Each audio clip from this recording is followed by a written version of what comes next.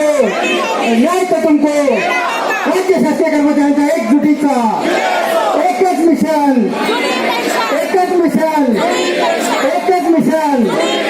2% महागाई भत्ता, 2% महागाई भत्ता। सर्व रिक्त पदं तात्काळ भरली पाहिजे, सर्व रिक्त पदं राज्य शासकीय कर्मचाऱ्यांच्या एकजुटीचा रद्द करा, रद्द करा। PFRDA कायदा रद्द करा, रद्द करा, रद्द करा।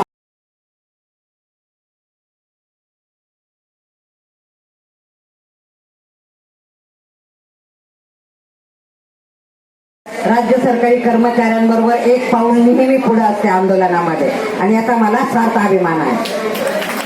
कुठलंही आंदोलन जर घेतलं, संपासारखं जर आंदोलन घेतलं, तर आपण सकाळी 7:30 वाजता पहिल्या शिफ्टमध्ये संपात उतरतो, आणि मग यांचे सगळे जे डिपार्टमेंट आहेत, नर्सेस गेल्याकडे आपण पण जायचं।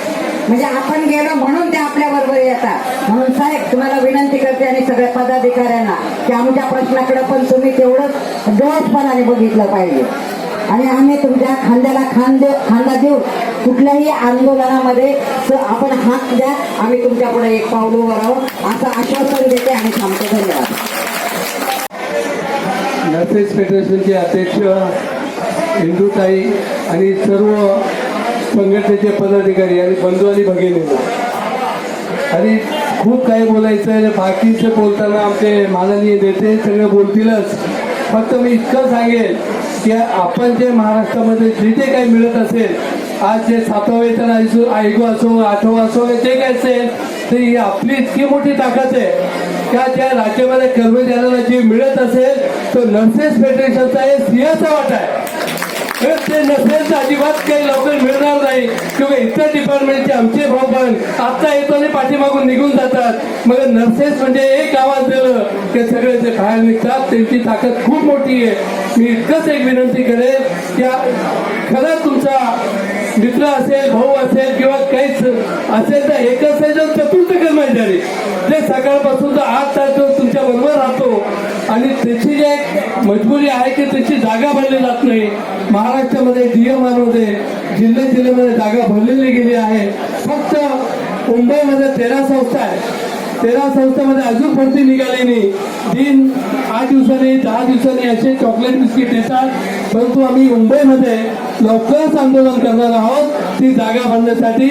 आणि अपेक्षित असं आहे की खरंच तुमचा भाऊ असेल तो क्लास 4 आहे, तो बाकी नाहीये, सगळे कामापुरते मामा आहे, समजून घ्या। आपण एकत्र नर्सेस आणि क्लास 4 राहिलो तर निश्चित आपल्या मागण्या मंजूर होतील, याचा शंकाच नाही। फक्त एकत्रित आंदोलन करा, क्लास 4 आणि आपल्या नर्सेस फेडरेशन एक आंदोलन आहे महाराष्ट्रामध्ये होत नाही, तो आपला प्रश्न एकच राहणार नाही, किंवा वाढ बंद, सगळं बंद, डॉक्टरने काही फरक पडत नाही। आणि बाबू तर बाबूच आहे, आपला मोठा भाऊच आहे, परंतु आपल्याला वर्ग 4 आणि नर्सेस फेडरेशन राज्यामध्ये लवकरच एक आंदोलन उभं करू, आपण एकत्र आपण करा अशी मी अपेक्षा करतो। आणि लवकरच मुंबई जिल्ह्यामध्ये 13 संस्थांमध्ये भरती करण्यासाठी आम्ही मुंबई जिल्ह्याच्या माध्यमातून आंदोलन करणार आहोत। याच्यासाठी निश्चित आपला पाठिंबा मिळेल अशी अपेक्षा करतो, आणि माझे 2 शब्द संपवतो। जय महाराष्ट्र, जय संघटना। सरकारी कर्मचारी मध्यवर्ती या स्वराज्य संघटनेचे सरचिटणीस, राज्यातल्या 17 लाख शिक्षक, शिक्षकेतर कर्मचारी, नगरपरिषदा, नगरपंचायत कर्मचारी या 17 लाख कर्मचाऱ्यांचे समन्वय समितीचे निमंत्रक, अखिल भारतीय राज्य सरकारी कर्मचारी महासंघ याची 78 लाख कर्मचारी संख्या आहे देशामध्ये। त्याचे उपाध्यक्ष सन्मान्य विश्वासजी काटकर याच्या या बृहन्मुंबईच्या निदर्शनांना उपस्थित राहिलेले आहेत, त्यांचं मी या ठिकाणी मुंबई जिल्ह्याच्या वतीने टाळ्यांच्या गजरामध्ये स्वागत करतो। त्यांच्या नेतृत्वाखाली आजचा हा नर्सेस फेडरेशनचा सकाळपासूनचा धरण सत्याग्रह अतिशय श्रेष्ठाने या ठिकाणी लंडन गेला। आणि मी या ठिकाणी त्यावेळेस 3:30 आलो, आणि थोरात मॅडमनी सांगितलं की निरोप आलाय मंत्रालयामधून, सचिवांनी बोलवलंय आणि आयुक्तांनी बोलवलेलं आहे, आम्ही ही चर्चा नाकारलेली आहे. आमच्याकडे मंत्री महोदयांबरोबरच चर्चा पाहिजे असं सांगणारं तुमचं दमदार नेतृत्व तर थोरात मॅडम ज्या रायगड फेडरेशनची स्थापना त्यांनी केली त्या मातृत्वाने आमचा वायदो सिस्टर आजही या ठिकाणी मार्गदर्शन करतायत. त्यांचे स्वागत या ठिकाणी आपण सर्वांनी टाळ्यांच्या गजरात करणं गरजेचं आहे.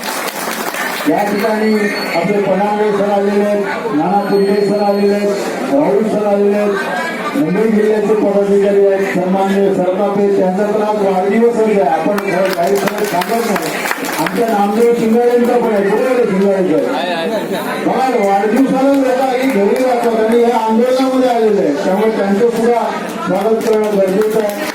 आमचे गुन्हेगारांचे कार्याध्यक्ष गुलाबराव या ठिकाणी आलेले आहेत. कोषाध्यक्ष आमचे या ठिकाणी शेट्टी साहेब आहेत आणि मगाचपासून संचालन ज्या करताय त्या कविता ढोबरे महिला संघटक, दुसऱ्या आमच्या महिला संघटक तेंडुलकर मॅडम खर्च किल्ला सांभाळत आहेत. या ठिकाणी आमचे आवर्जून उपस्थित असलेले कल्याण सचिव हे प्रवीण पाटील जरा उभे राहतील म्हणजे लोकांना परिचय होईल. हे सुद्धा या ठिकाणी मी मुद्दाम नाव घेतो कारण या सगळ्यांची मेहनत आहे. आणि या ठिकाणी इथे सिस्टर पुण्यावरून आलेले आहेत आणि सकाळपासून या आंदोलनामध्ये सहभागी झालेले आहेत.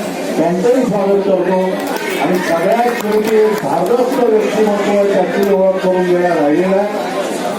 आमचे मध्यवर्तीचे संपर्क प्रमुख सन्माननीय श्रीराम देव साहेब सुद्धा या आंदोलनाला जाहीर पाठिंबा देण्यासाठी आलेले आहेत.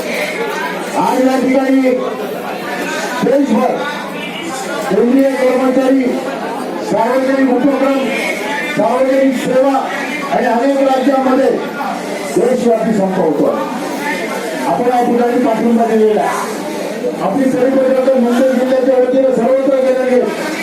काय आपल्या मागण्या कुठल्याच मागण्या अहो ज्या कारणासाठी आपण रस्त्यावर उतरतो त्याची दखल जर शासनाने घेतली नाही तर नाही लगाने आपल्याला हत्यार उचलायला लागतात. 18 साली आपण 3 दिवसाचा संप केला यशस्वी झाला.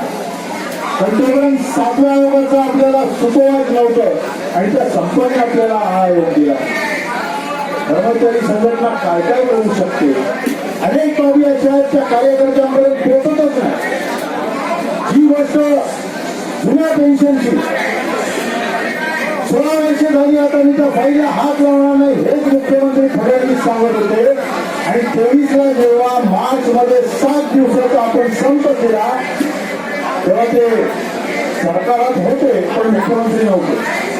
आणि मग शिंदे साहेबांनी चर्चा सुरू केली. 7 दिवस संप झाल्यानंतर समिती नेमली.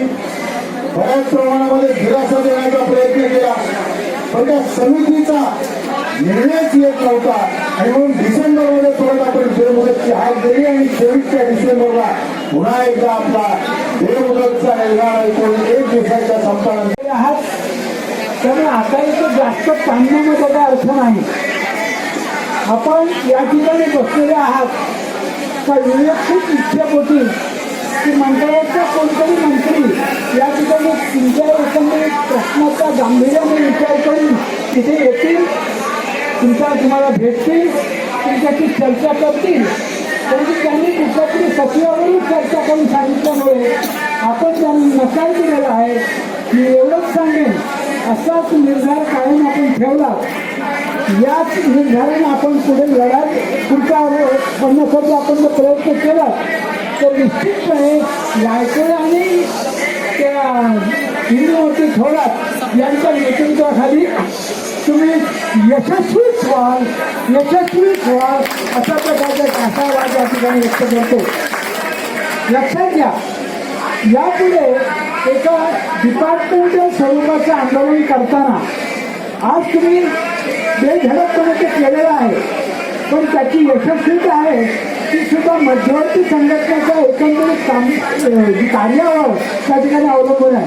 मला असं वाटतं पूर्णपणे की एकामुखी संप या ठिकाणी जाहीर केलेला आहे की ऑगस्ट किंवा सप्टेंबरमध्ये हा संप होण्याची शक्यता आहे. पण हा संप जो आहे तो करण्यात त्या संपाच्या ज्या मागण्या आहेत त्या मागण्यांमध्ये आरोग्यातले कर्मचारी मी शेवटी कोण नर्सेस आपल्या चतुर्थ श्रेणीचे आरोग्यातले आणि इतर काही त्या ठिकाणचे जे वेगवेगळ्या पोस्टवरचे असणारे कर्मचारी आणि ज्या ठिकाणी तुमची कंत्राटी पद्धतीने त्या ठिकाणी अपॉइंटमेंट केली जाते अशी सगळी मंडळी, कारण आता कंत्राटदार सुद्धा आपल्याबरोबर सामील करून घेतलं पाहिजे की आपल्या पदावर तो काम करतो. या सगळ्यांना एकत्र घेऊन बेमुदत संपाच्या पार्श्वभूमीवरती माननीय मुख्यमंत्र्यांची जी चर्चा अपेक्षित आहे त्या चर्चेमध्ये निश्चितपणे आपल्या नर्सेसचा प्रश्न हा अग्रभागी असेल, हा प्रथमच स्थानी असेल एवढे मी आपल्याला या ठिकाणी आश्वस्त करतो. निष्ठांत प्रश्न घेऊन चर्चा करणे योग्य नाही, तर प्रश्न घेऊन दबावतून या शास्त्रज्ञांनी राष्ट्र स्वरूपाच्या त्या ठिकाणी उत्तर आहे त्यांचं किंवा जी सकारात्मक कार्यालय आहे ती त्या ठिकाणी करण्याची आवश्यकता आहे. आणि ती मिळण्यापर्यंत निश्चित चर्चा नाही, तर जे मागण्या आपण केलेल्या आहे ते मागण्या पदरात पडेपर्यंत त्या ठिकाणी आपल्याला आता थांबायचं नाही. आणि निश्चितपणे तुम्ही थांबला नाही तर महत्वाची संघटनेचा निश्चित सपूर्ण पाठिंबा आहे तो तुम्हाला असेलच असेल.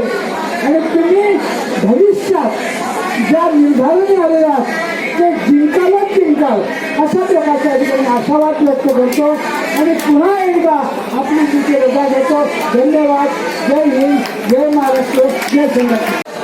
नमस्कार, मी इंदुमती थोरात, राज्याध्यक्ष महाराष्ट्र गव्हर्नमेंट नर्सेस फेडरेशन. आज संघटनेच्या मार्फत आज 1 दिवसाचा लाक्षणिक धरणे कार्यक्रम आम्ही शासनाच्या विरोधात केलेला आहे. परिचारिकांच्या अनेक प्रलंबित मागण्यांसाठी हे धरणे आंदोलन केलेलं आहे. सर्वात महत्त्वाचा मुद्दा म्हणजे फुल्लर समितीच्या समोर आम्ही जे आमचं 7व्या वेतन आयोगाच्या ज्या त्रुटी होत्या त्या सादर केल्या, परंतु फुल्लर समितीसमोर सादर करून सुद्धा परिचारिकांवरती, त्याच्यात विशेष म्हणजे अधिपरिचारिका आणि परिसेविका यांच्यावरती अन्याय झालेला आहे. तो अन्याय शासनाने दूर करावा, रिक्त पदं भरावेत या व अशा अनेक मागण्या घेऊन आम्ही आज आंदोलन करत आहोत. शासनाला आम्ही इशारा देतो, जर परिचारिकांच्या मागण्यांकडे शासनाने दुर्लक्ष केलं तर बेमुदत संपासारखं आंदोलनसुद्धा आम्हाला करावं लागेल. आणि ही आमची आंदोलन करण्याची इच्छा नाही, पण शासन आमच्यावरती आंदोलन लादत आहे याची गांभीर्याने शासनाने नोंद घ्यावी. कारण परिचारिका ह्या अहोरात्र ड्युट्या करत असतात. कोविडसारख्या महामारीमध्ये आपला जीव धोक्यात घालून परिचारिकांनी काम केलेलं आहे. आपल्या घराचा सुद्धा त्यांनी पर्वा केलेली नव्हती व गरीब रुग्णांचे प्राण वाचवलेले आहे. अशा या परिचारिकांवरती सरकार वारंवार अन्याय करत आहे. आम्हाला केंद्राप्रमाणे भत्ते नाही आहेत. 80 रुपये वॉशिंग अलाउन्स सरकार आम्हाला देतं. ही एक लाजिरवाणी गोष्ट आहे. या व अनेक अशा मागण्या घेऊन आम्ही जात आहोत. तर मी शासनाला विनंती करते की आम्हाला पुढचं आंदोलन करण्यास भाग पाडू नये, आमच्या प्रश्नाचा गांभीर्याने विचार करावा. धन्यवाद.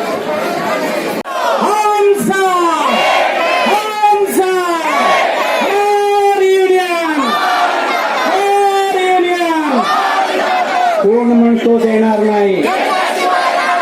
कोण म्हणतो देणार नाही? कोण म्हणतो देणार नाही? कोण म्हणतो देणार नाही? एकदा हल्ला बोल, हात उंच करून सणसणीत बोल लिपिका, बोल परिचारिका, बोल मेरे भाई, हाथ उठा के झंडा लेके, इसका आश्वासन है हो शेजारच्या हाथ उठा के झंडा लेके, डंडा लेके इस शासन पर दुष्ट नीति पर बोल मेरे भाई, बोल मेरी बहना, बोल मेरी बहना, जोर से बोल और जोर से.